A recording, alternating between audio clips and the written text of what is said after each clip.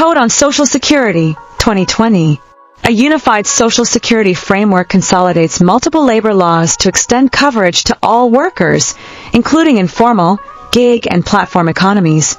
This legislation streamlines benefits by merging 9 previous labor laws passed by the Indian Parliament in September 2020 that expands Social Security coverage to all workers nationwide. Establishes welfare fund for informal sector workers. Provides insurance benefits for gig and platform economy workers. Simplifies registration through the online system. Enhances maternity protection and retirement security. Coverage under the Code. The Code provides universal social security across India, covering organized, unorganized, and gig economy workers. Universal application across all Indian states and territories. Protection for organized sector workers in establishments with 10+ employees. Benefits for unorganized workers, including home-based, self-employed, and domestic workers. Protection for gig and platform workers in delivery, transportation, and digital services. Key features of Social Security Code. The Code creates a unified system offering protection across all workforce sectors while simplifying compliance and governance. Universal coverage benefits for organized, unorganized, and gig economy workers across all Indian territories. Unified framework consolidates 9 central labor laws, including EPF, ESI, and maternity provisions. Informal sector inclusion brings millions of previously excluded informal workers into the Social Security net. Robust governance creates specialized bodies with stakeholder representation for effective implementation. Simplified compliance reduces administrative burden through streamlined registration and digitized processes. Social Security organizations under the Code. For primary bodies govern the implementation of Social Security provisions, each with specialized jurisdictions over different benefit schemes and worker segments. Central Board of Trustees, CBT, 30-member tripartite body managing provident fund schemes with equal stakeholder representation. Employees State Insurance Corporation, ESIC, administers healthcare, maternity, and disability benefits under the Union Labor Minister's chairmanship. National Social Security Board, NSSB, formulates welfare schemes for unorganized, gig, and platform workers.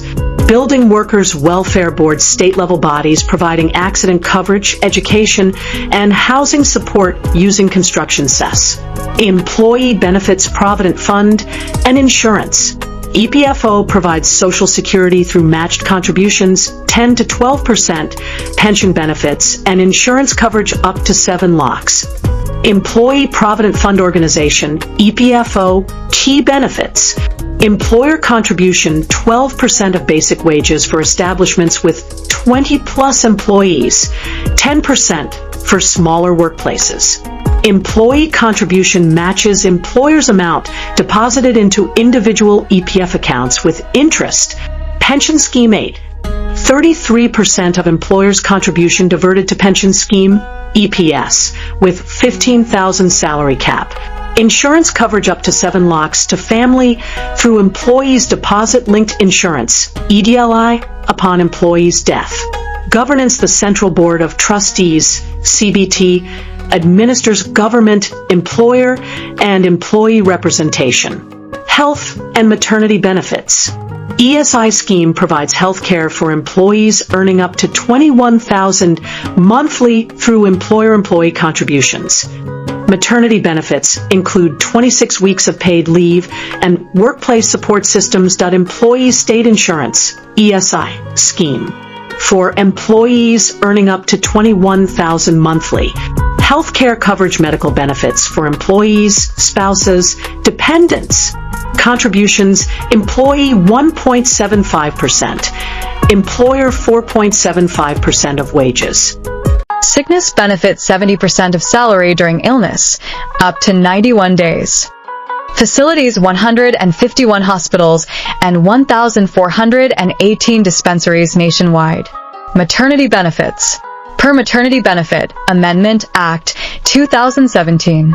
Paid leave 26 weeks for the first 2 children, 12 weeks for the 3rd child adoption. Medical bonus one-time payment of $3,500 for delivery expenses. Childcare mandatory creche at workplaces with 50-plus employees. Flexibility work-from-home options of the standard leave period. Compensation and gratuity. Worker welfare framework providing injury compensation, gratuity benefits after 5 years, and construction worker welfare through a dedicated cess fund. Employee compensation. 60% of monthly wages for work-related injuries during recovery, coverage for 29 occupational diseases with medical certification. Employers cover medical expenses up to $10,000 for workplace injuries, gratuity payment. Eligibility 5 years of continuous service, minimum 240 working days annually. Calculation 15 days, wages for each completed year, based on last salary. Tax-free benefit capped at 20 lakhs maximum. Building workers' welfare. 1 to 2% cess on construction projects above 10 lakhs. Funds provide safety equipment, health screenings, and educational benefits. 2,000 to 5,000 monthly support for registered workers during non-working periods. Implementation framework. A 3-tier authority system oversees worker welfare compliance, claims, and dispute resolution. Inspector-cum facilitators monitor compliance, provide implementation guidance, issue notices, and resolve employer-worker disputes.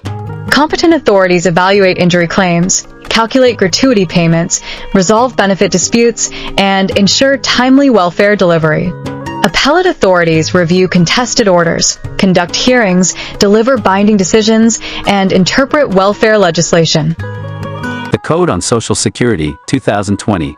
An overview: a unified legal framework consolidates 9 labor laws, extending Social Security coverage to all workers, including gig and platform workers, demonstrating the government's commitment to workforce welfare through comprehensive benefits and strategic implementation mechanisms. The Code on Social Security, 2020, represents a landmark consolidation of 9 labor laws into a unified framework, streamlining administration while eliminating overlapping provisions to ensure broader coverage and efficient benefit delivery. This comprehensive legislation extends Social Security protection to all workers across organized and unorganized sectors, including previously excluded categories such as agricultural laborers, self-employed individuals, and workers in small establishments. Pioneering its approach, the Code addresses India's evolving employment landscape by including statutory protection for gig and platform workers. India is among the first countries globally to recognize these emerging workforce categories formally. The Code provides extensive benefits, including Provident Fund, gratuity, maternity benefits, employee state insurance, employment injury compensation,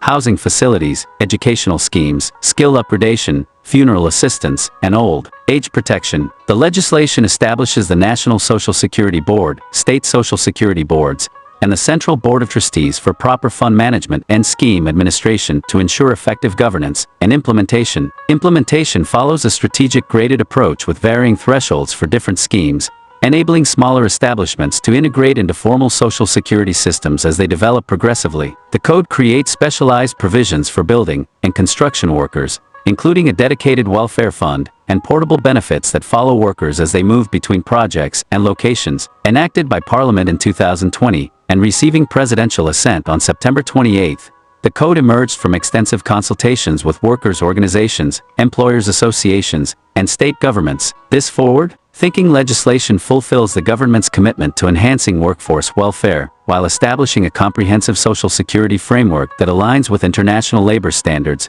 and constitutional obligations for dignified working conditions. Scope and applicability of the Code. The Code on Social Security provides universal coverage across India, with a phased implementation approach and built-in flexibility for voluntary participation, extending protection to workers in both organized and unorganized sectors. Key aspects of the Code's scope and applicability: universal coverage. The Code applies to establishments through strategically designed chapters in India. It provides comprehensive Social Security to all employees in organized and unorganized sectors, including contractual and casual workers. The legislation deliberately includes previously marginalized categories such as home-based workers, self-employed individuals, and domestic workers within the social protection framework. Progressive implementation. The central government can appoint different dates for implementing various provisions, enabling a phased and systematic rollout of Social Security schemes based on sectoral readiness. This approach acknowledges India's diverse economic landscape and ensures that implementation can effectively address sector-specific challenges and infrastructure requirements. Flexible framework. Establishments can voluntarily opt for specific schemes like employee state insurance, even when below mandatory thresholds, encouraging broader participation in Social Security programs. This voluntary mechanism allows smaller establishments to integrate gradually into the formal Social Security framework. Territorial jurisdiction. The Code expands territorial jurisdiction by unifying the regulatory framework for establishments operating across multiple states or union territories. This eliminates jurisdictional confusion and ensures consistent implementation of Social Security provisions throughout different regions. Special provisions for vulnerable categories. Dedicated funds and welfare schemes target vulnerable workers, including construction workers, unorganized workers, and migrant laborers. These interventions address these groups' unique challenges and ensure their inclusion in the Social Security system. The first schedule clearly defines the applicability of each chapter. Chapter 3 on Employees Provident Fund applies to establishments with 20 or more employees, while Chapter 4 on Employee State Insurance Corporation covers those with 10 or more employees. Special provisions ensure that even a single employee in hazardous occupations receives adequate protection. Central and state governments can modify thresholds for applicability through notification, allowing adaptive implementation based on evolving economic conditions. This dynamic approach ensures that the Social Security framework remains responsive to changing workforce patterns, technological disruptions, and emerging employment models. The Code establishes an adaptable foundation for achieving universal Social Security coverage across India's diverse economic sectors and employment categories through clear applicability criteria and implementation flexibility. Key definitions under the Code. The Code establishes precise definitions for traditional and emerging employment categories, creating a solid foundation for India's modern Social Security framework. Key definitions in the Code. Employee broadly encompasses skilled, semi-skilled, manual, operational, supervisory, managerial, administrative, and technical staff working for wages under express or implied contracts, while excluding armed forces personnel. This inclusive definition ensures protection across diverse sectors and skill levels, regardless of employment agreement formality. Establishment covers places of industry, trade, business, manufacture, occupation, factories, motor transport undertakings, newspaper establishments, audiovisual productions, construction sites, and plantations. The definition intentionally includes organized and unorganized sector establishments, extending coverage to previously excluded workplaces and ensuring comprehensive protection. Gig and platform workers introduces groundbreaking definitions for gig worker, a person outside the traditional employer-employee relationship, and platform worker engaged in online platform-based work. Acknowledging the digital economy's transformative impact on work arrangements, this inclusion recognizes workers in emerging sectors such as food delivery,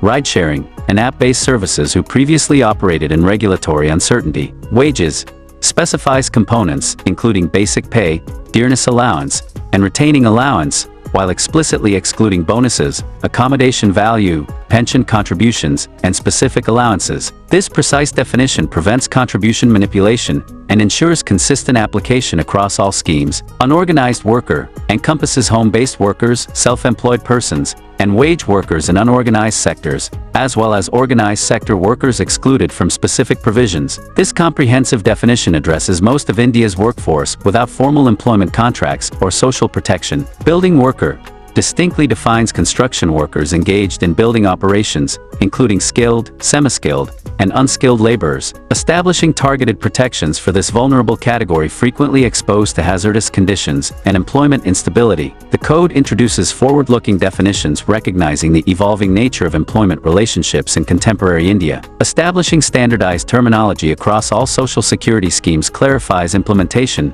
while expanding protection to previously marginalized workers. The redefined employee concept ensures broader coverage, while the landmark inclusion of digital platform workers represents a significant modernization of India's labor frameworks. These carefully crafted definitions collectively form the structural foundation of India's revitalized Social Security system. They create legal pathways to extend protection to historically excluded workers while updating coverage for traditional employment categories. The definitions also establish clear jurisdictional boundaries and eligibility criteria, determining which workers qualify for specific schemes under different chapters of the Code. Social Security organizations. The Code establishes 4 key administrative bodies with distinct roles and responsibilities for implementing India's comprehensive Social Security framework: the Central Board of Trustees, the ESI Corporation, the National Social Security Board, and the State Building Workers Welfare Board's Central Board of Trustees, constituted under Section 4 to administer the Provident Fund and related schemes under Chapter 3. The board comprises government representatives, employers,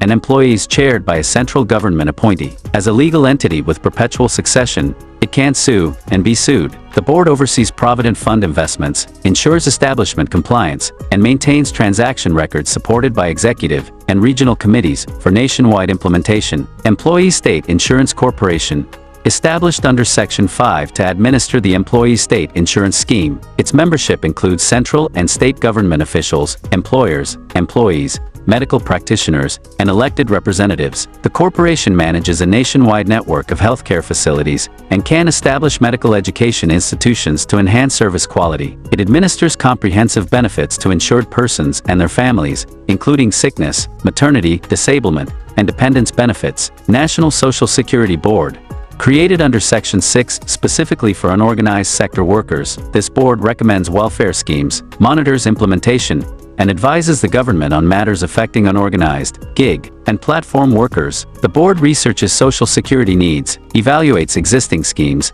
and proposes innovative coverage solutions. Its composition includes unorganized sector worker representatives and Social Security experts, ensuring policies address practical needs and ground realities. State Building Workers Welfare Board, established under Section 7 to serve construction workers through benefits including disability compensation, pensions for those over 60, educational support, and medical coverage. These boards register workers, collect construction project cess, and maintain beneficiary records. They also implement targeted skill development, housing, and healthcare initiatives addressing the unique challenges of construction workers and their families. These institutions possess significant administrative authority and manage substantial funds from contributions, cess, and government allocations. They operate with necessary operational autonomy while under government oversight. The code ensures multi-stakeholder representation, including workers, employers, and government, creating a balanced approach to Social Security administration. Each organization must maintain transparency through regular audits, annual reports to Parliament or state legislatures, and public disclosure of activities. To maximize beneficiary benefits, administrative expenses for building workers' welfare boards are capped at 5% of total costs. This institutional framework represents a significant advancement in India's social security governance, effectively balancing centralized policy direction with decentralized implementation. The Employees Provident Fund is a mandatory retirement savings scheme featuring matched employer-employee contributions, providing tax advantages, legal protection from creditors, and seamless portability across employment changes. Employees Provident Fund provisions contribution structure: employers contribute 10% of wages, 12% for specified establishments to the Provident Fund. Employees make equivalent contributions, with the option to voluntarily contribute additional amounts. A designated portion of the employer's contribution may be allocated to the pension and insurance funds. Contributions are calculated based on basic wages, dearness allowance, and retaining allowance, if applicable. The central government can prescribe different contribution rates for specific employee categories or establishment types. Protection mechanisms: Provident Fund accumulations receive priority over other debts and are immune from attachment under any court decree. The fund qualifies as a recognized Provident Fund under the Income Tax Act, offering substantial tax benefits to members. Accumulated balances enjoy income tax exemption when withdrawn upon retirement or under other specified conditions. Fund assets are held in trust exclusively for members' benefit, safeguarding them from employer creditors. Account administration: the Central Board oversees the administration of the Provident Fund, Pension Fund, and Insurance Fund. Qualifying large establishments may maintain their Provident Fund accounts, subject to regulatory supervision and compliance requirements. Individual member accounts are meticulously maintained, documenting all contributions, withdrawals, and interest accruals. Members receive comprehensive annual statements detailing their account balances and transaction history. Dedicated resolution mechanisms address any disputes regarding fund administration. Withdrawal and advances: members can withdraw their accumulated balance upon retirement, permanent disability, or other qualifying circumstances. The scheme permits partial withdrawals or advances for specific needs, including housing,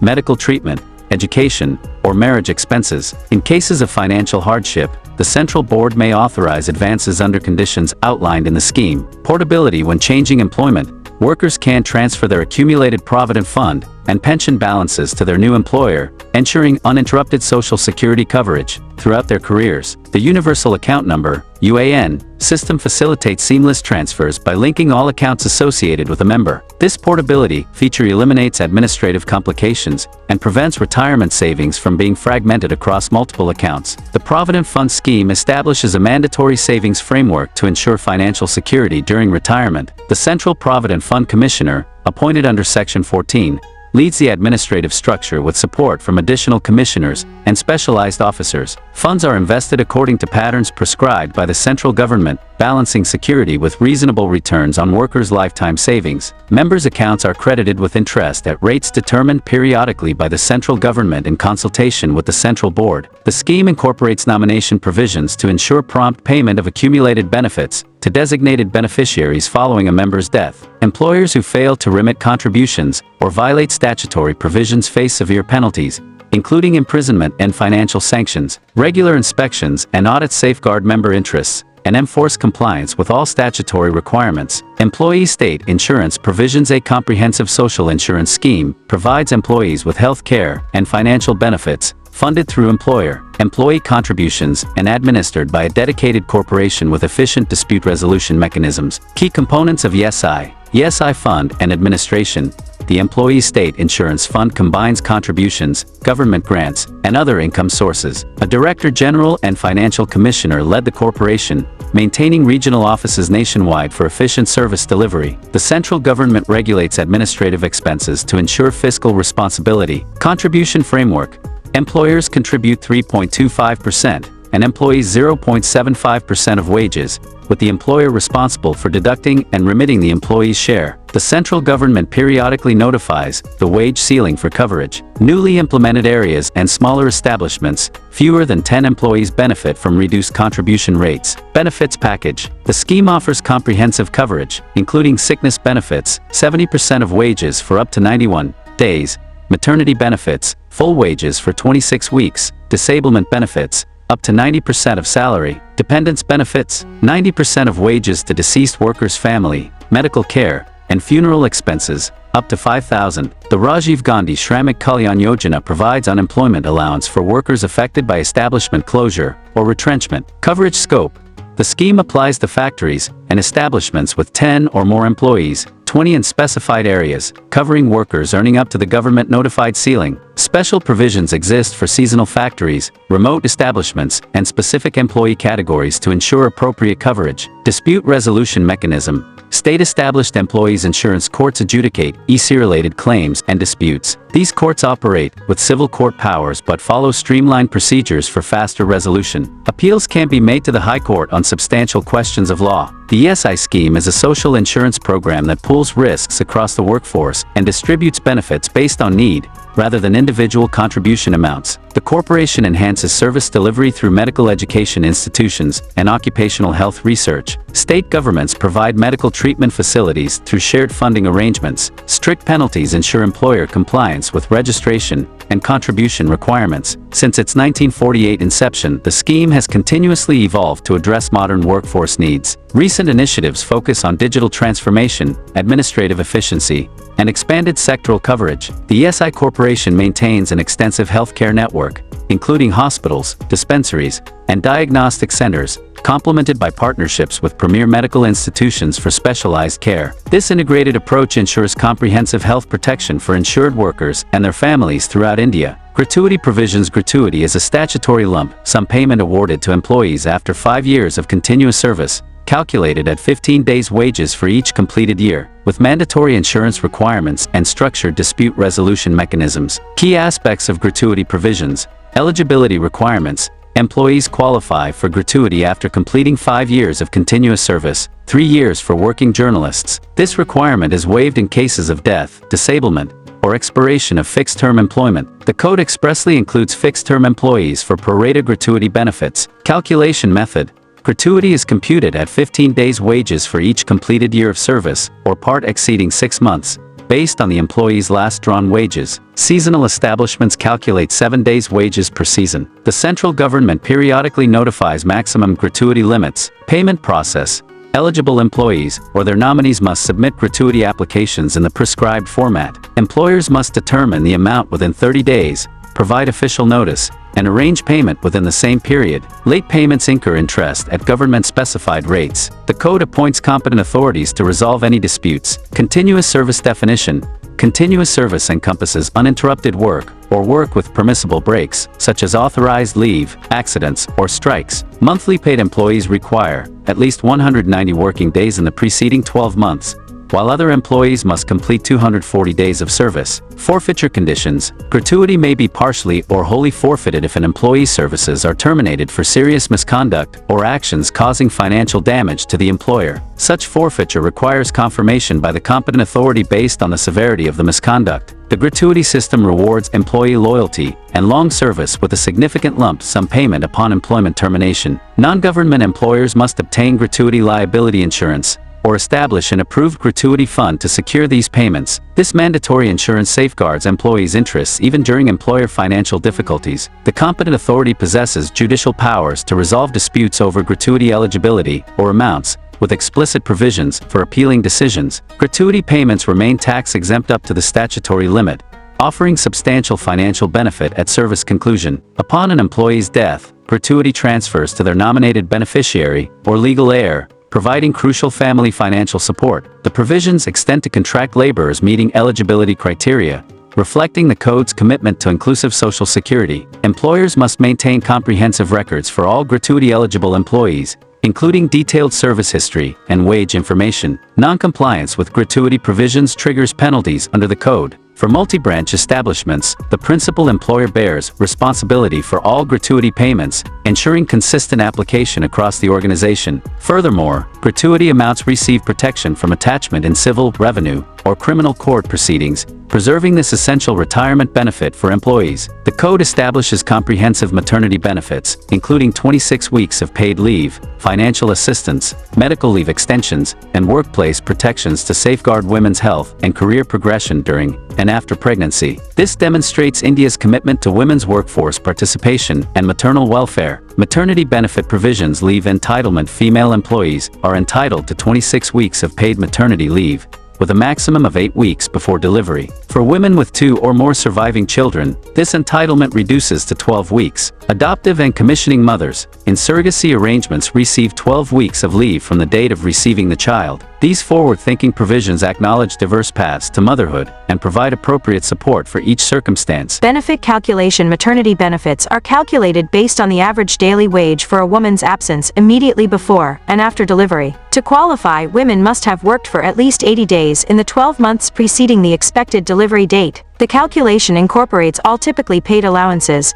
ensuring that compensation during maternity leave accurately reflects regular earnings. Employers must maintain comprehensive records of all payments made under these provisions. Additional benefits. Women receive a medical bonus $3,500 if the employer does not provide prenatal and postnatal care. This amount may be revised periodically by the central government through official notifications. Supplementary leave is granted for miscarriage, 6 weeks, tubectomy, 2 weeks, and illness arising from pregnancy, delivery, premature birth, or miscarriage, up to 1 month with medical certification. Following a tubectomy operation, women are entitled to 2 weeks of paid leave immediately after the procedure, in addition to their regular maternity leave. For medical termination of pregnancy, paid leave at the maternity benefit rate is provided for up to 6 weeks from the date of the procedure. Workplace protections. Employers are prohibited from dismissing or discharging women during maternity leave or reducing their benefits. They cannot alter any terms of service to a woman's disadvantage during this period. Nursing breaks are provided until the child reaches 15 months,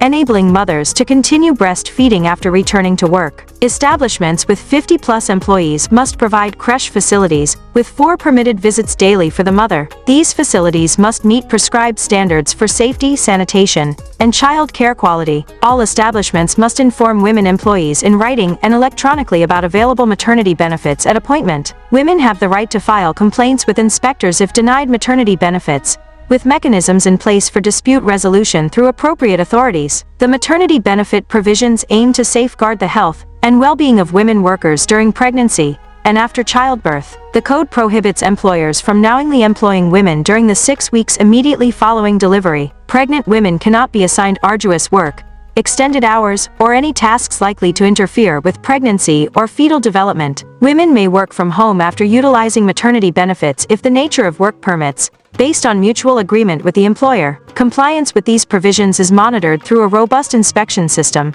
with designated inspectors authorized to examine premises, records, and registers. Employers who fail to provide maternity benefits face penalties under the code. The provisions also emphasize awareness, requiring employers to display summaries of maternity benefit provisions in the local language most employed women understand. These comprehensive protections ensure women can fulfill maternal responsibilities without compromising career advancement, promoting greater gender equality in the workforce. Employees' compensation provisions. The code mandates fair compensation for work-related injuries and occupational diseases, with benefits calculated based on injury severity and wages. This comprehensive framework includes streamlined adjudication processes and industry-specific protections to ensure worker welfare. Following workplace accidents. Key compensation framework. Employers' liability. Employers must compensate employees for personal injuries sustained through accidents or occupational diseases. This liability extends to incidents during commuting. When connected to work responsibilities, both permanent and contract workers are covered, ensuring comprehensive protection across diverse employment scenarios.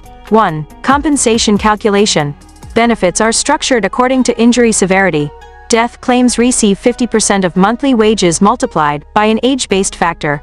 Permanent total disablement qualifies for 60%. Permanent partial disablement receives proportionate amounts, and temporary disablement entitles workers to half-monthly payments. This graduated system ensures compensation reflects both injury impact and lost earning potential. 2. Adjudication process. State-appointed authorities exercise civil court-equivalent powers to determine liability and compensation. Parties may appeal decisions to the High Court when substantial legal questions arise. The streamlined process features simplified procedures designed for worker accessibility, avoiding the complexities of traditional courts. 3. Additional provisions. Occupational diseases. The code specifically recognizes conditions resulting from workplace exposures to chemicals, radiation, and repetitive physical stressors. Workers benefit from reduced evidentiary requirements for listed diseases, acknowledging the often complex causality of occupational illnesses. Time limit for claims. While claims must typically be filed within 2 years of an incident, competent authorities may extend this deadline when justified by valid circumstances, balancing procedural efficiency with fairness. Medical examination. Injured employees must participate in reasonable medical assessments requested by employers. Unjustified refusal may temporarily suspend compensation rights, ensuring proper injury evaluation and appropriate benefit determination. The code's third schedule provides a comprehensive catalog of recognized occupational diseases, while the fourth schedule details injuries and their corresponding disablement classifications. Workers in plantation settings receive additional protections covering injuries from employer-provided housing failures. The sixth schedule contains age adjustment factors that provide enhanced compensation for younger workers, acknowledging their longer future earnings trajectory. Dependents receive full calculated benefits as lump sums in fatal cases. Permanently disabled workers may choose between lump sum payments or periodic installments based on financial circumstances. The code prohibits contractual waivers of employer liability and prioritizes compensation claims above other debts during employer insolvency. Mandatory insurance requirements for designated employer categories ensure compensation availability, regardless of an employer's financial condition, providing essential security for vulnerable workers. Social Security for unorganized, gig, and platform workers. A landmark framework extending social protection to previously excluded workers through dedicated funds, digital registration, and contributions from platform businesses. An inclusive safety net for the modern workforce. Key components of the framework. Comprehensive Social Security Framework establishes dedicated funds and schemes for previously uncovered workers, addressing vulnerabilities in informal employment while creating sustainable funding mechanisms. 1. Digital Registration System. Aadhaar-linked self-registration process ensures portable benefits across state boundaries with minimal bureaucratic obstacles. 2. Aggregator contributions. Platform businesses contribute 1 to 2% of annual turnover to fund Social Security, establishing shared responsibility between workers, platforms, and government. 3. The code represents a groundbreaking expansion of Social Security to previously unprotected workforce segments. For unorganized workers, the central government may establish schemes covering the following: life and disability coverage, including accident and occupational, hazard insurance, health benefits with comprehensive medical care and hospitalization, old age protection through pension plans designed for irregular income patterns, education benefits for workers' children to break intergenerational poverty cycles. State governments can implement additional schemes for Provident Fund with flexible contribution options suited to seasonal employment, employment injury benefits with rehabilitation services and income support, housing assistance, including rental subsidies and affordable ownership pathways, skill upgradation programs aligned with market demands and technological changes, funeral assistance and support for bereaved families, maternity benefits for women in the unorganized sector, creche and child care support services. The code creates a specialized framework for gig and platform workers with aggregator contributions from ride-sharing companies, food delivery platforms, and content providers, capped at 5% of worker payments. The calculation methodology accommodates variable earning patterns while ensuring sustainable funding. The National Social Security Board oversees these welfare schemes with representation from platforms, worker advocates, and Social Security experts. The board's responsibilities include monitoring implementation and recommending improvements, advising on investment strategies for Social Security funds, establishing grievance redressal mechanisms, recommending benefit expansions based on evolving needs. All workers can register through an Aadhaar-linked process that enables real-time tracking of contributions and benefits, automated entitlement notifications, mobile-based simplified claim processes, integration with other welfare schemes. Dedicated helplines and facilitation centers will assist workers in understanding and accessing entitlements, with special attention to digital literacy barriers. Multilingual awareness campaigns will ensure widespread knowledge of the benefits. This innovative approach adapts social protection to the evolving digital economy, setting a global precedent for inclusive Social Security. The framework shifts from employer-centric to worker-centric protection, creating safety nets that follow workers rather than remaining tied to single employer relationships. The Code on Social Security, 2020. A comprehensive framework. This landmark legislation consolidates 9 previous labor laws into a unified framework, extending Social Security benefits across all employment sectors in India. Represents a significant reform that streamlines and modernizes India's Social Security system, extends coverage to all workers across organized, unorganized, and emerging sectors. Enacted on September 28, 2020, in the 71st year of the Republic of India, creates a cohesive framework from 9 previously fragmented labor laws. The code introduces several innovative provisions, notably extending Social Security coverage to previously excluded categories, such as gig workers, platform workers, and fixed-term employees. It establishes a dedicated Social Security fund specifically designed to deliver welfare benefits to the unorganized sector workforce. The 9 consolidated laws include the Employees Compensation Act 1923, the Employees State Insurance Act 1948, the Employees Provident Funds and Miscellaneous Provisions Act 1952, the Employment Exchanges, Compulsory Notification of Vacancies Act 1959, the Maternity Benefit Act 1961, the Payment of Gratuity Act 1972, the Cine Workers Welfare Fund Act 1981, the Building and Other Construction Workers Welfare Cess Act 1996, the Unorganized Workers Social Security Act 2008. Implementation is proceeding in phases to ensure a seamless transition and compliance across sectors. This reform marks a crucial step toward formalizing India's workforce and building an inclusive Social Security system that aligns with International Labor Organization standards. Scope and applicability of the code. The Code on Social Security extends across India, covering both organized and unorganized sectors with tailored thresholds for different provisions, while embracing previously excluded workers in modern work arrangements. Universal coverage encompasses all of India, including every state and union territory, ensuring consistent nationwide Social Security provisions. Comprehensive reach addresses organized and unorganized sectors and emerging worker categories across factories, mines, plantations, construction sites, and service establishments. Holistic benefits delivers integrated Social Security through pensions, provident funds, insurance, maternity benefits, and gratuity payments. Adaptive implementation empowers state governments to customize specific provisions according to regional economic conditions and needs. Structured governance implements robust central and state-level boards for effective administration and oversight of various schemes. The code applies distinct thresholds for different establishment types. Employees Provident Fund provisions cover establishments with 20 or more employees, while employees' state insurance provisions apply to those with 10 or more employees. Gratuity benefits extend to factories, mines, oil fields, and similar establishments employing 10 or more workers, with a reduced threshold of 5 employees for motor transport undertakings. Significantly, the code expands Social Security to previously excluded categories, including unorganized workers, gig workers, and platform workers, a landmark response to evolving work patterns in the digital economy. Workers in app-based taxi services, food delivery platforms, and marketplaces receive formal statutory protection under labor law for the first time. The central government is authorized to design specialized schemes for these worker categories, encompassing life and disability coverage, accident insurance, health and maternity benefits, old age protection, and educational provisions for their children, creating a truly inclusive Social Security framework. Key definitions and terminology. The code establishes 4 distinct worker categories, with precise definitions, ensuring comprehensive coverage across both traditional employment and emerging work arrangements. Employee: any person employed on wages to perform skilled, semi-skilled, unskilled, manual, operational, supervisory, managerial, administrative, technical, or clerical work directly or through a contractor. This includes persons performing similar work, but excludes members of the armed forces. Gig worker: an individual who earns through work arrangements outside traditional employer-employee relationships. These workers typically engage in short-term, flexible, on-demand assignments,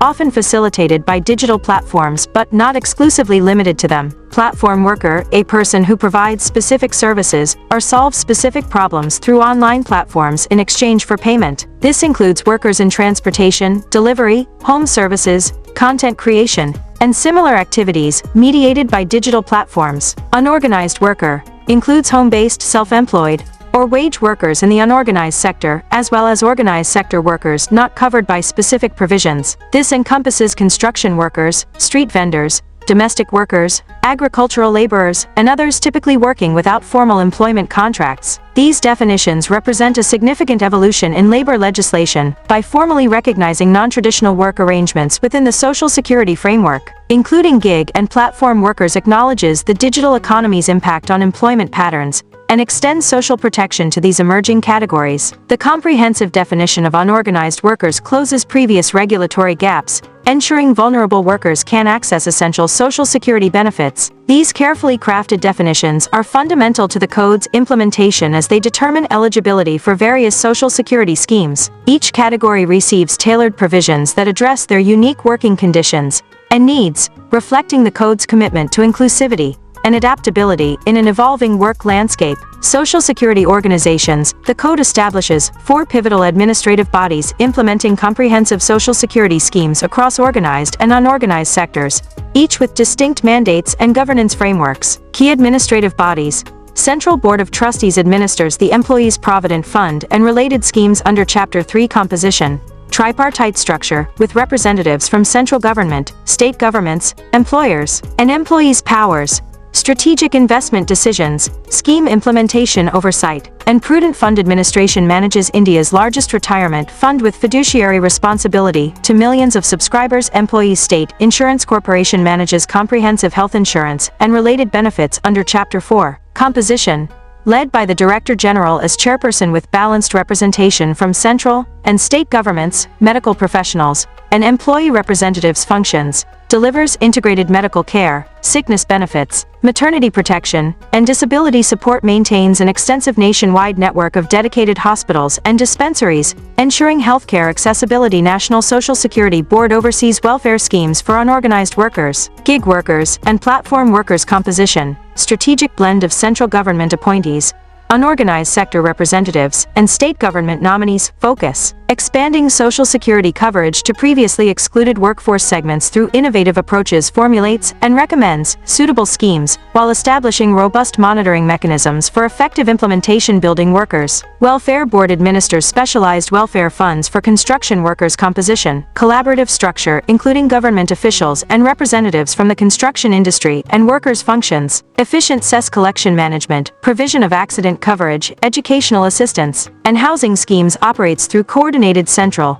and state mechanisms addressing the unique needs of the highly mobile construction workforce. These organizations form the institutional backbone for implementing various facets of the code. Each possesses specific statutory functions and powers designed to administer targeted Social Security schemes effectively. The code meticulously delineates its constitution, composition, and governance structure to guarantee a balanced representation of all stakeholders while maintaining operational efficiency. This comprehensive governance framework establishes an integrated administrative ecosystem that harmonizes diverse stakeholder interests while prioritizing the efficient delivery of Social Security benefits. Robust reporting requirements, accountability mechanisms, and multi-tiered oversight provisions strengthen these institutions' effectiveness in achieving the code's ambitious objective of universal Social Security coverage across India's diverse workforce. Employees' Provident Fund provisions a mandatory retirement savings scheme for establishments with 20-plus employees, featuring employer-employee contributions, diversified fund options,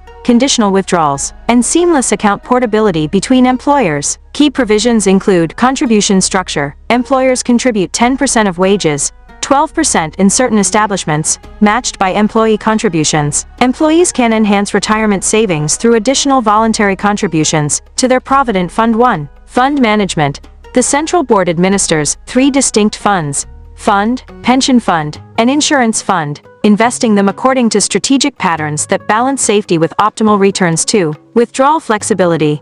Members can access partial withdrawals for specific life events, including housing purchases, critical medical treatments, children's education, and marriage expenses. Complete withdrawal is permitted upon retirement, permanent disability, or service termination. 3. Seamless account portability.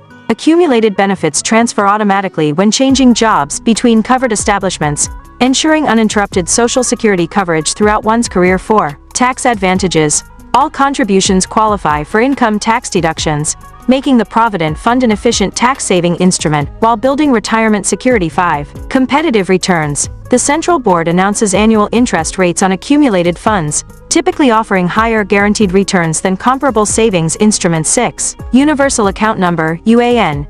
Each employee receives a unique UAN that streamlines account transfers, simplifies claims processing, and provides digital access to Provident Fund information. 7. Chapter 3 of the Code mandates employees' Provident Fund coverage for establishments employing 20 or more workers. The central government possesses the authority to design and implement the Employees' Provident Fund scheme, pension scheme, and deposit-linked insurance scheme. Additionally, the code enables smaller establishments to participate voluntarily and establishes robust mechanisms for resolving Provident Fund-related grievances. Employee state insurance provisions. A comprehensive Social Security scheme provides employees with health care and financial protection during sickness, maternity, disability, and other critical life events. Medical benefit.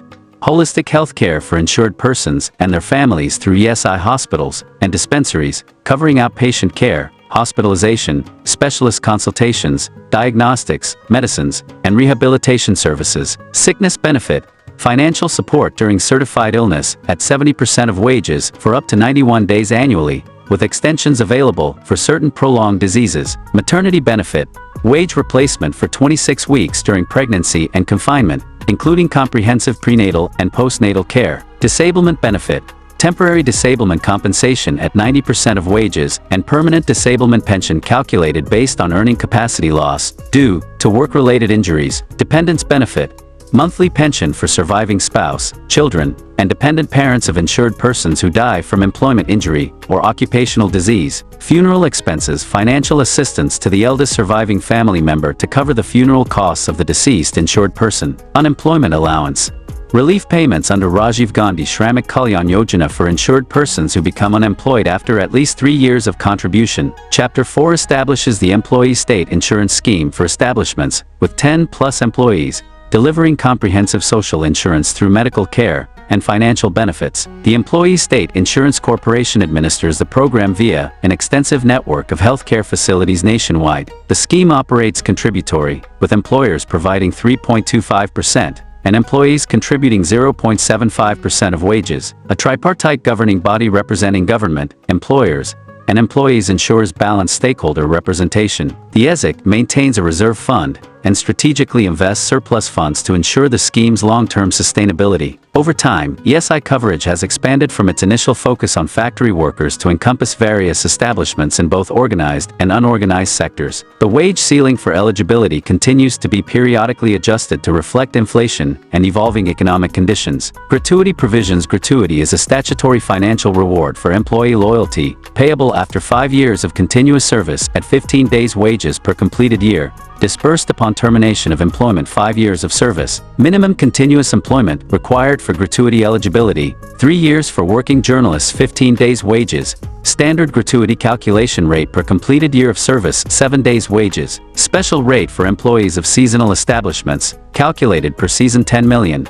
Maximum gratuity amount payable, under the code, 30 days. Maximum period for employers to disburse gratuity from the date it becomes payable. Chapter 5 establishes gratuity as a retirement benefit payable when an employee leaves employment after at least 5 years of continuous service. Gratuity eligibility is triggered by superannuation, retirement, resignation, death, disablement, or contract termination, recognizing long-term organizational contributions. The standard calculation formula applies 15 days wages for each completed service year, with specialized provisions for seasonal establishments and fixed-term employees. The code also includes comprehensive nomination procedures and a structured process for determining gratuity amounts. Calculation formula. Gratuity equals last drawn salary x 15 days x completed years of service, %26, unless explicitly included in the employment contract. This formula's salary comprises basic pay and dearness allowance, excluding bonuses, commissions, and other allowances, exemptions, and forfeitures. Employees may forfeit gratuity rights when terminated for serious misconduct, including fraud,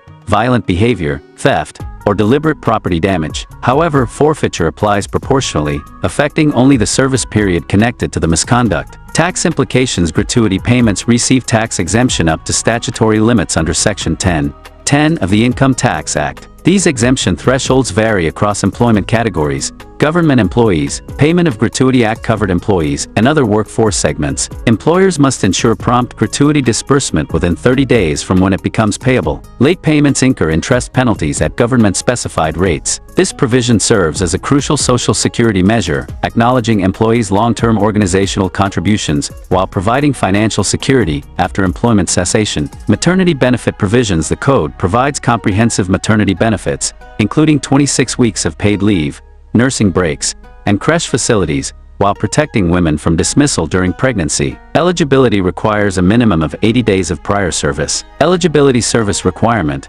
minimum 80 days of work in the 12 months preceding the expected delivery date. Coverage: all establishments, including factories, mines, plantations, and shops with 10+ employees. Service calculation can be continuous or intermittent. Previous employment with the same employer counts. Documentation: medical certification from a registered practitioner confirming pregnancy and delivery date. Contract workers eligible if meeting service requirements, regardless of employment arrangement. Benefit duration: primary leave, 26 weeks for women with fewer than 2 surviving children. Reduced duration, 12 weeks for women with 2 or more surviving children. Adoptive surrogacy, 12 weeks for adoptive and commissioning mothers. Medical circumstances, additional leave for specific conditions. Miscarriage termination, 6 weeks paid leave. Tubectomy, 2 weeks paid leave. Scheduling, up to 8 weeks before delivery, remainder after childbirth. Complications, extended leave for pregnancy-related illness or premature birth. Additional provisions. Nursing breaks, provided until the child reaches 15 months. Work from home,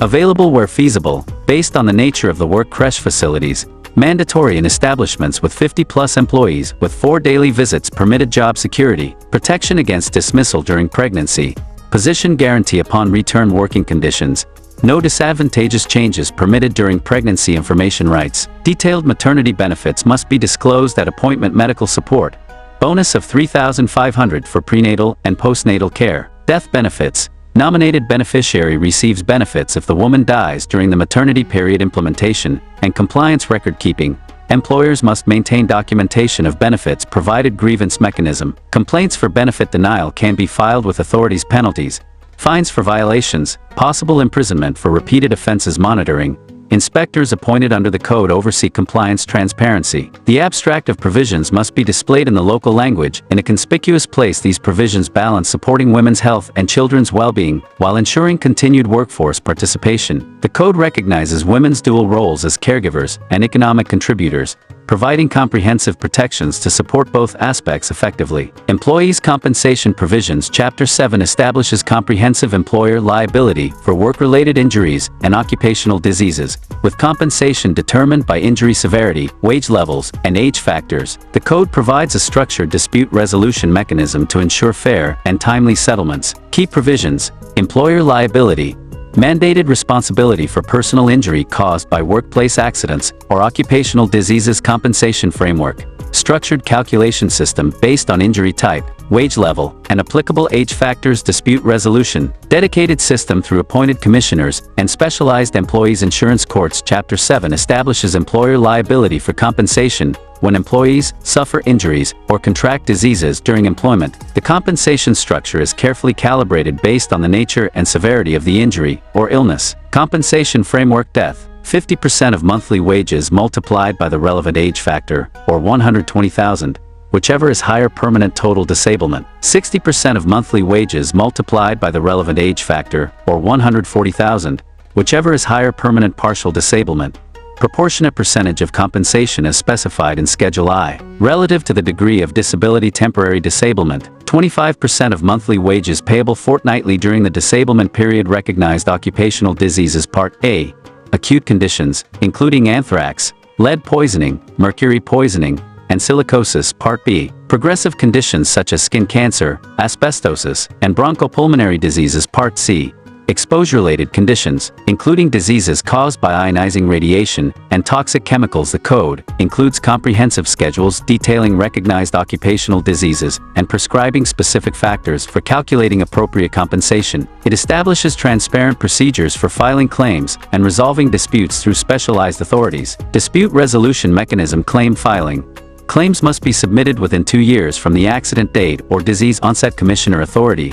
empowered to examine witnesses, require document production, and conduct on-site investigations. Appeal process, decisions may be challenged through appeal to the employee's insurance court within 90 days. Enforcement, commissioners may recover unpaid compensation as arrears of land revenue if employers default. Provisions for unorganized workers, gig workers, and platform workers. The Code extends vital Social Security benefits to previously excluded workers through tailored schemes for unorganized, gig, and platform workers, with customized funding mechanisms and registration systems. This landmark expansion of India's Social Security framework addresses the evolving nature of employment relationships in the modern economy. Key provisions. Gig workers, the Code establishes innovative provisions for gig workers, including platform-specific schemes funded partly by aggregator contributions. Aggregators must contribute 1 to 2% of annual turnover, capped at 5% of worker payments. These funds support health insurance, life, and disability coverage, as well as welfare measures addressing gig workers' unique needs. This category encompasses workers outside traditional employment relationships who perform specific tasks or work through digital platforms. Unorganized workers, central and state governments can now develop comprehensive welfare schemes for unorganized workers covering life and disability insurance, health care, old age protection, education, housing assistance, and additional welfare measures. A streamlined registration process through dedicated portals ensures these workers access benefits despite informal employment arrangements. The Code acknowledges the diverse nature of unorganized sector employment and offers flexibility in scheme design to address sector-specific vulnerabilities. Platform workers, the National Social Security Board oversees specialized welfare schemes for platform workers. Robust registration systems and dedicated Social Security funds ensure these workers receive appropriate benefits despite non-traditional employment structures. The Code directly addresses the unique challenges of platform work, including irregular hours, multiple client relationships, and algorithmic management. It includes targeted provisions for occupational safety standards and grievance resolution mechanisms designed explicitly for platform-based employment. Chapters 9 and 14 establish a groundbreaking framework for extending Social Security to previously marginalized workers. This represents a transformative advancement in India's Social Security architecture, recognizing the digital economy's impact on work arrangements and addressing the needs of vulnerable, unorganized sector workers. The Code implements comprehensive mechanisms including dedicated central and state-level Social Security funds ensuring sustainable financing for welfare schemes, streamlined registration systems with unique identification numbers facilitating efficient benefit tracking, and delivery representative monitoring committees with worker participation overseeing effective scheme implementation, systematic review processes evaluating scheme effectiveness, and enabling necessary adjustments. Inter-departmental coordination ensures holistic welfare coverage across government bodies. These provisions represent a fundamental paradigm shift in India's approach to worker welfare, extending critical social security protections to workers in emerging employment forms and addressing historical coverage gaps in the unorganized sector, constituting over 90% of the nation's workforce. The Code on Social Security, 2020, a landmark legislation enacted in September 2020 that streamlines Social Security laws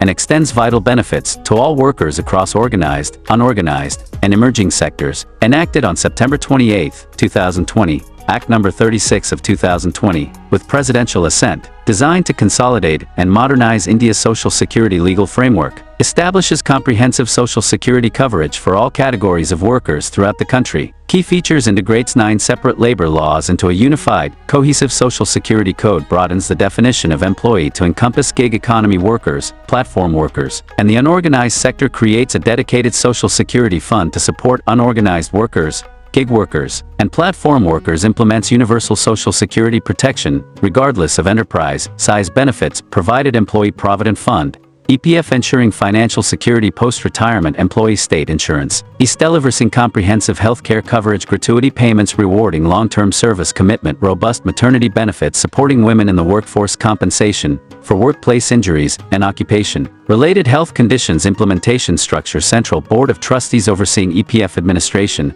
and disbursement, employee state insurance corporation coordinating healthcare delivery and benefits, National Social Security Board, addressing unorganized sector needs, state-level authorities ensuring effective local implementation, preliminary provisions. The Code on Social Security, 020, establishes nationwide coverage with implementation through government notifications, applying specific chapters according to the first schedule provisions. Short title and extent: officially titled The Code on Social Security, 2020, extends throughout the entire territory of India, becomes effective on dates specified by central government notification in the Official Gazette. Various provisions may come into force on different dates, with each provision's commencement reference interpreted accordingly. Applicability: chapters listed in the first schedule apply, as specified within that schedule. The central government may extend code provisions to establishments employing personnel numbers above notification specified thresholds. Such extensions require a minimum 2-month notice period. The code exempts specified charitable or religious institutions as notified by appropriate government authorities. The appropriate government may exempt certain establishments from all code provisions through notification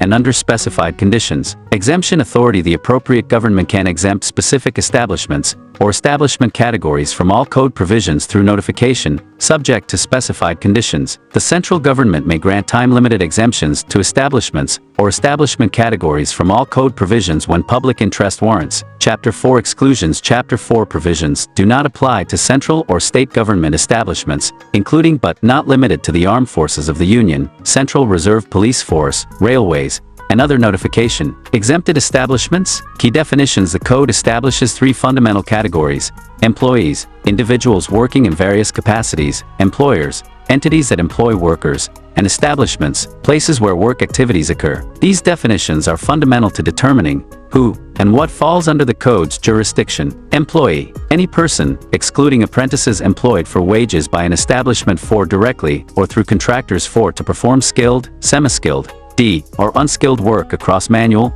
operational, supervisory, managerial, administrative, technical, or clerical functions, whether under explicit or implied employment terms. This encompasses permanent employees with formal employment contracts, temporary or casual workers engaged for defined periods, home-based workers performing tasks for an establishment, contract laborers provided through intermediaries, part-time workers, and those on piece rate compensation. Employer: a person who employs one or more employees in their establishment, whether directly, through another person, or on behalf of another party. This includes factory occupiers, mine owners or agents, and legal representatives of deceased employers. The definition covers individual proprietors managing their businesses, partners in firms with establishment control, directors or managers with ultimate authority in companies, heads of government departments for public establishments, principal employers who engage contractors for their operations, establishment, a venue where any industry, trade, business, manufacturing, or occupation is conducted, including factories, motor transport undertakings, newspaper establishments, audiovisual productions, construction sites or plantations, mines, ports, or port vicinities where dock work occurs. This comprises commercial entities such as retail outlets, hospitality venues, and entertainment facilities, manufacturing units producing goods, or providing services, educational institutions at all levels, healthcare facilities across the spectrum of care, information technology, and allied service providers. These precise definitions form the legal framework for determining which individuals and organizations are subject to the Code on Social Security, 2020. Establishing its jurisdictional boundaries and enforcement scope. Social Security organizations. The Code establishes a comprehensive hierarchical structure of Social Security organizations from central to local levels, designed to efficiently implement and administer various Social Security schemes for India's workforce. Central government holds ultimate authority for implementation, policy formation, and funding allocation. The Ministry of Labor and Employment oversees all schemes under the Code with powers to notify and amend schemes as necessary. Social Security organizations. The Central Board of Trustees administers the Employees' Provident Fund through a balanced structure, including a chairperson, vice chairperson, and representatives from central government, state governments, employers, and employees. The Employees State Insurance Corporation manages medical benefits and insurance schemes with a similar tripartite representation structure. The National Social Security Board develops and recommends appropriate schemes for various categories of unorganized workers. State boards and local committees handle ground-level implementation, including establishment registration, contribution collection, benefit disbursement, and grievance resolution. These bodies maintain balanced representation from employers, employees, and government officials. Beneficiaries include diverse workforce segments such as organized sector employees, unorganized workers, gig workers, platform workers, and construction workers, with tailored schemes addressing their specific needs. The Code strategically establishes these organizations: the Central Board of Trustees, the Employees State Insurance Corporation, the National Social Security Board for Unorganized Workers, state-level unorganized workers boards, and construction workers' welfare boards, for each with clearly defined jurisdictions and powers. Each organization fulfills specific mandates. The Central Board manages the Provident Fund with investment powers and fiduciary responsibilities, while the corporation specializes in medical benefits and unemployment insurance. The national and state boards address the unique challenges informal economy workers face, representing over 90% of India's workforce. These bodies operate within an integrated governance framework, ensuring comprehensive Social Security coverage across sectors and regions through systematic coordination, regular consultations, transparent reporting, and robust accountability mechanisms. Employees' Provident Fund, a mandatory Social Security scheme that provides retirement, disability, and insurance benefits through employer-employee contributions, requiring registration of establishments with 20-plus employees. Key features of the Employees' Provident Fund: registration. Establishments employing 20-plus workers must register with EPFO, including factories, shops, hotels, and commercial establishments. Registration provides a unique identification number for all EPFO interactions. 1. Contributions. Both employers and employees contribute 10 to 12% of wages. The employer's share is split between the Provident Fund and Pension Fund. These tax-exempt contributions earn annual interest as determined by the central government. 2. Fund management.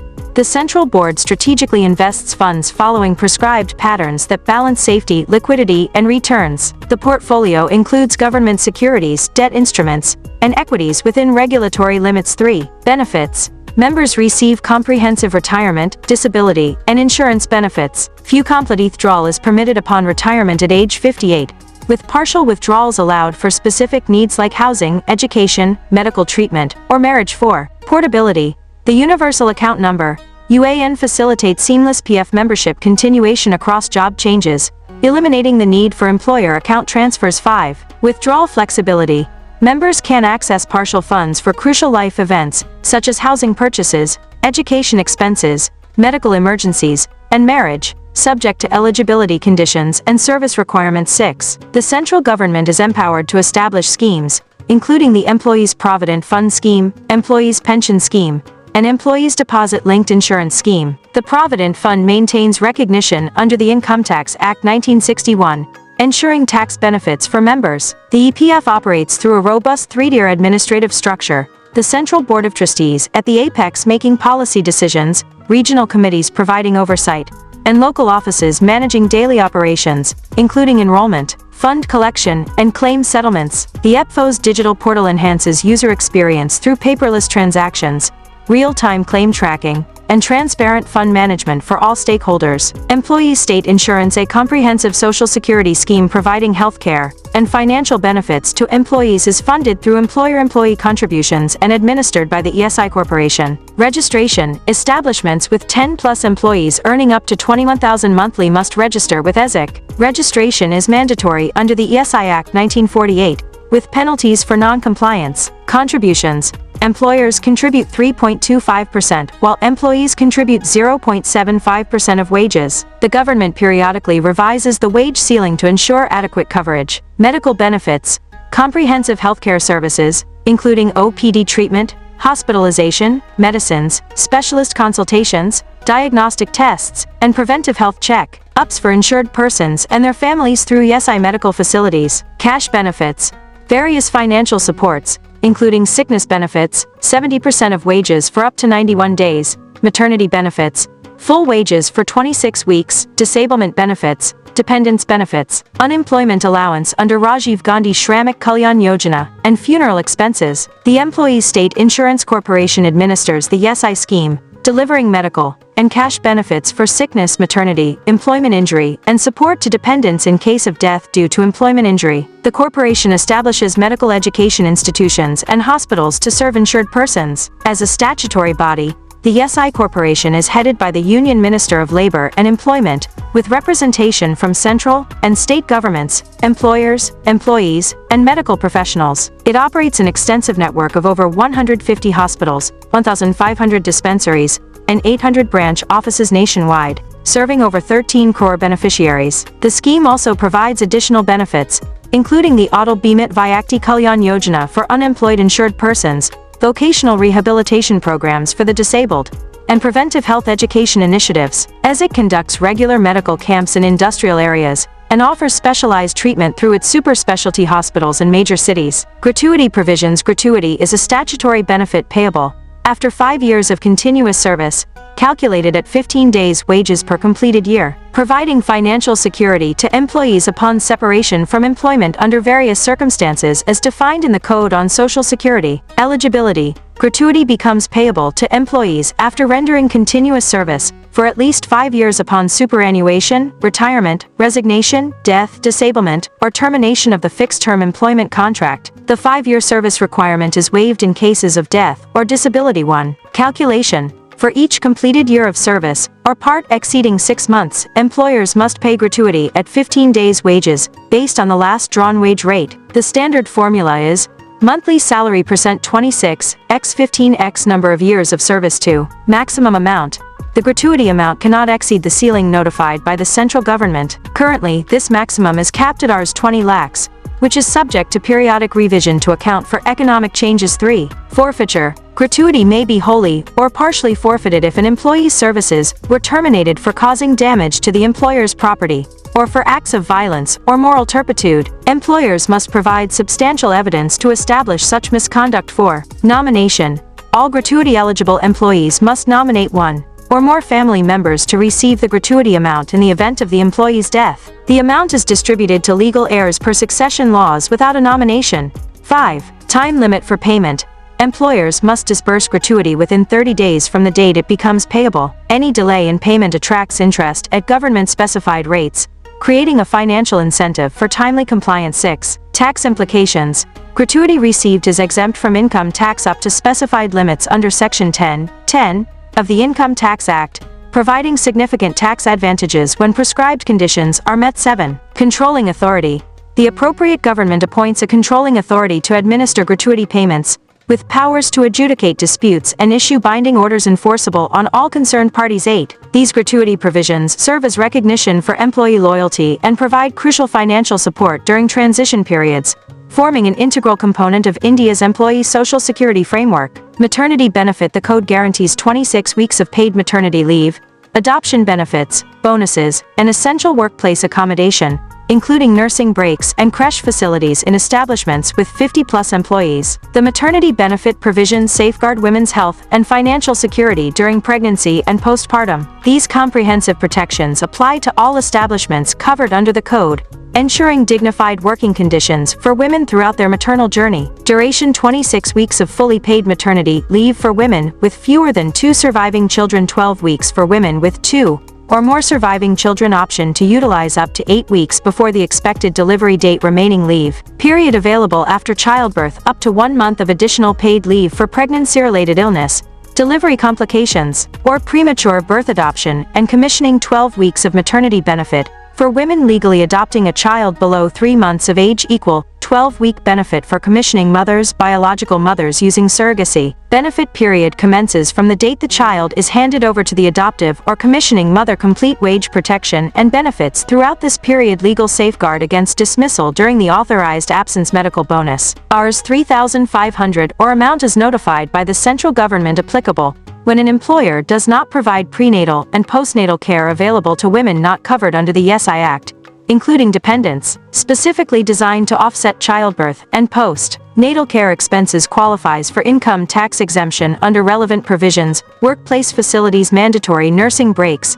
until the child reaches 15 months of age. Fully equipped creche facilities in establishments with 50+ employees. Creches must maintain proper ventilation, cleanliness, and sanitary standards. Entitled to 4 daily creche visits, inclusive of regular rest intervals. Protection from arduous work conditions during pregnancy and the immediate postpartum period. Remote work options where feasible, subject to mutually agreed terms. Violations of these maternity benefit provisions incur penalties under the Code. Employers are strictly prohibited from terminating or discharging women during maternity leave, providing essential job security during this critical life stage. Employees' compensation. The Code establishes employer liability for work-related injuries and occupational diseases, providing structured compensation frameworks with amounts determined by statutory schedules and disputes resolved through designated competent authorities. Key components: employer's liability, compensation for personal injuries sustained through accidents or occupational diseases arising directly from employment. 1. Compensation calculation,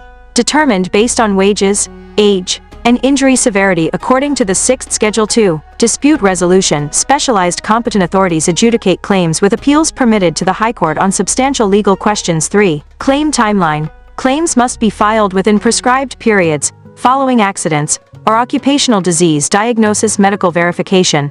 Employers may request employees undergo a medical examination to verify injury extent and nature. 5. The Code provides comprehensive compensation frameworks for various injury categories, including death, permanent total disablement, permanent partial disablement, and temporary disablement. Employers bear liability when personal injury results from workplace accidents or third-party occupational diseases directly connected to employment activities. Compensation amounts: death, 50% of monthly wages x relevant factor, or $120,000, whichever is higher. Permanent total disablement, 60% of monthly wages x relevant factor, or $140,000, whichever is higher. Permanent partial disablement, percentage of total disablement compensation as specified in the 4th Schedule. Temporary disablement, 25% of monthly wages payable half-monthly throughout the disablement period. Employer defenses: the employee was under the influence of intoxicating drugs or alcohol at the time of the accident. Employees deliberately disregarded safety rules or removed safety equipment provided for protection. Employee willfully ignored explicit orders given specifically to ensure workplace safety. Competent authorities possess extensive powers to conduct thorough inquiries, document evidence, mandate medical examinations, and make binding determinations regarding compensation distribution. Any disputes concerning compensation amounts, liability determination, or distribution methods must be resolved through these designated competent authorities. Social Security for unorganized workers. The Code on Social Security introduces comprehensive welfare provisions for India's informal sector workers, who have historically lacked access to social protection. This landmark legislation addresses the vulnerabilities nearly 93% of India's workforce faces. Registration framework establishes a system to register unorganized, gig, and platform workers, providing access to welfare schemes through a dedicated Social Security fund covering health, disability, maternity benefits, old age security, education, housing, and skill development. Recognition of digital economy.